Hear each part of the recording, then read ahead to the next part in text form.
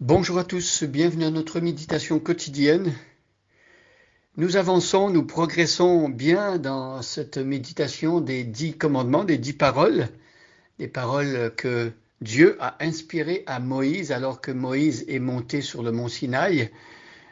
Moïse était resté pendant 40 jours sur le mont Sinaï et là il a reçu la révélation des 10 commandements, de ce qu'on appelle les 10 commandements, les 10 paroles. Et donc aujourd'hui nous allons voir ce commandement, tu ne commettras pas d'adultère, c'est au verset 14, mais avant, je propose que l'on puisse lire les 10 commandements en entier et revenir par la suite au verset 14. Voici les paroles que Dieu adressa à Israël. Je suis le Seigneur ton Dieu, c'est moi qui t'ai fait sortir d'Égypte où tu étais esclave.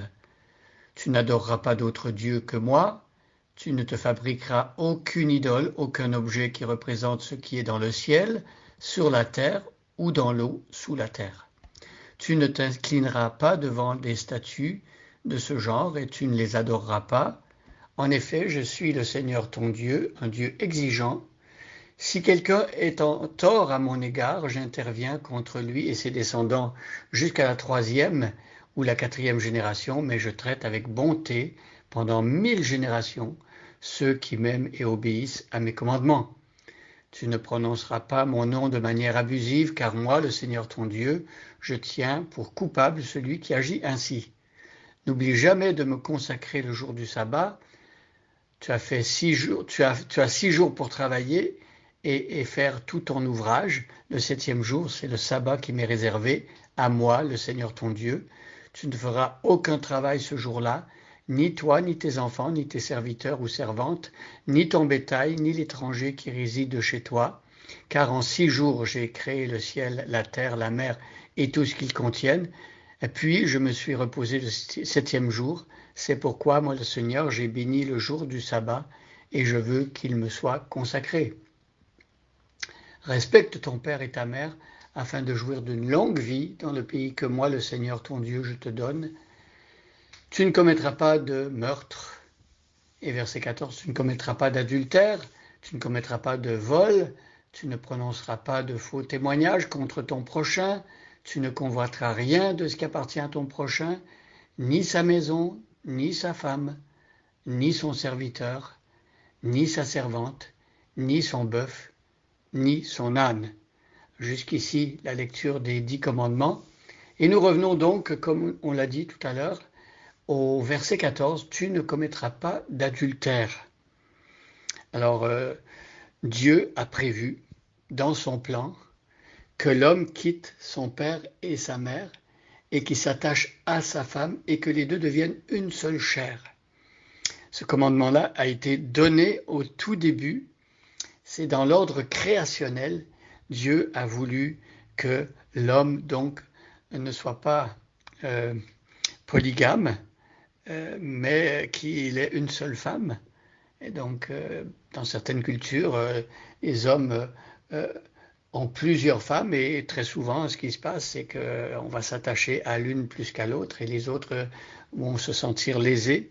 Ça va créer toutes sortes de conflits et ce n'est évidemment pas dans le plan de Dieu. Dieu veut que l'homme quitte son père et sa mère et s'attache à sa femme et que les deux deviennent une seule chair.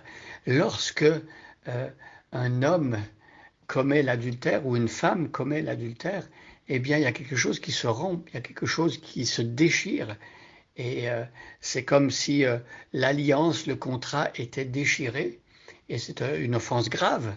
Et Dieu dit que pour la stabilité des couples, des familles, de la société même, il est important que l'être humain qui s'attache à sa femme ou la femme qui s'attache à son mari, eh bien que les deux restent en couple et qu'ils apprennent la fidélité en comptant sur Dieu. Lorsqu'on commet l'adultère, eh bien on est infidèle et donc on ne respecte pas le plan de Dieu. Et combien de familles ont souffert justement parce que l'homme va vers une autre femme et il quitte la maman, les enfants restent avec la maman, ou le contraire, parfois la femme va quitter son mari et va aller vers un autre homme. Et c'est catastrophique ce genre de situation et Dieu nous dit de ne pas faire cela. Alors peut-être que beaucoup de personnes qui m'écoutent maintenant se disent moi je n'ai pas commis d'adultère et on dit merci Seigneur, bravo d'avoir respecté l'engagement pris avec son mari ou avec sa femme, ça c'est magnifique. Mais Jésus, il va beaucoup plus loin. Jésus, dans le sermon sur la montagne, va nous dire par exemple que si on a désiré une femme dans son cœur, si on a imaginé dans sa tête coucher avec elle ou pour une femme un homme, eh bien on a déjà commis l'adultère avec elle. Alors pour Jésus, quand il traite de ces questions d'adultère, il ne regarde pas que l'acte extérieur. Bien sûr que l'acte extérieur est grave, mais Jésus, il veut aller beaucoup plus loin. Quand il s'agit de péché, quand il s'agit du bien et du mal, Jésus part à partir des racines. Les racines du mal se trouvent dans notre propre cœur et au niveau de nos pensées, de notre imagination. Et donc Jésus dit que quand on a convoité dans son cœur, on a comme commis l'adultère, on est coupable d'un adultère. Et Dieu lui-même va prendre l'exemple de son propre peuple et de lui pour nous montrer aussi de quoi il s'agit. Dans l'Ancien Testament, il est souvent question d'adultère spirituel, c'est-à-dire que Dieu a fait alliance avec son peuple et le peuple d'Israël va vers d'autres dieux, il va vers d'autres idoles et il va délaisser le Dieu avec qui il a fait alliance. Et bien sûr, c'est terrible de penser que les engagements qu'on a pris vis-à-vis de Dieu, on les oublie totalement et on va vers des idoles. Mais cet exemple-là nous instruit aussi par rapport à ce qui se passe quand une personne se marie. Quand une personne se marie, il y a un engagement très très fort et c'est comme de la colle forte qui unit l'homme et la femme à ce moment-là. Et quand on est infidèle, il y a une rupture violente et qui laisse des traces. Donc ici, le Seigneur nous rappelle que l'union que Dieu a prévue entre un homme et une femme, l'engagement dans le mariage, eh bien ça c'est à respecter et c'est quelque chose qu'on doit prendre très très au sérieux. Alors pour ceux qui peut-être songent à se marier, pensons et pensez plus particulièrement, vous, le futur mari, la future femme, les fiancés, que l'engagement que vous allez prendre, c'est pour le meilleur et pour le pire, et c'est pour la vie durant.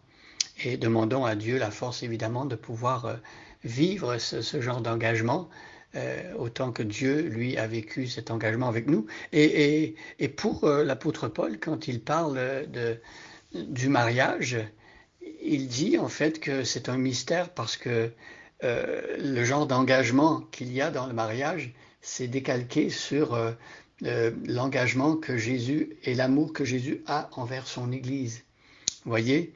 Et donc, de cette réalité spirituelle et éternelle que Dieu nous a fait connaître par l'Évangile, que Jésus s'engage vis-à-vis de son Église et que à la fin des temps, il y aura ce qu'on appelle les noces de l'agneau où il y aura un grand festin et il y aura la consommation de cette union de Jésus avec l'Église. Dieu a donné à Jésus un peuple, son Église. Et voilà, sur la terre, nous qui vivons les engagements vis-à-vis de notre mari ou de notre femme quand on est marié, eh bien, on doit refléter pour le monde ce que sera le grand jour de fête, le jour des noces de l'agneau. Donc, il y a de quoi réfléchir et méditer par rapport à cette réalité-là.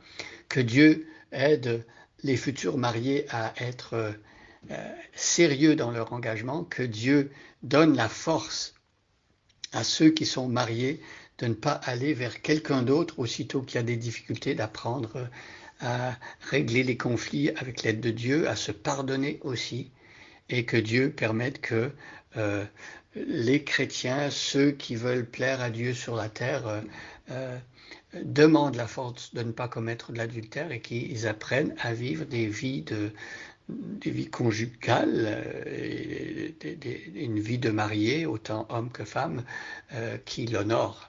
Bonne journée à chacun et à chacune et soyez bénis.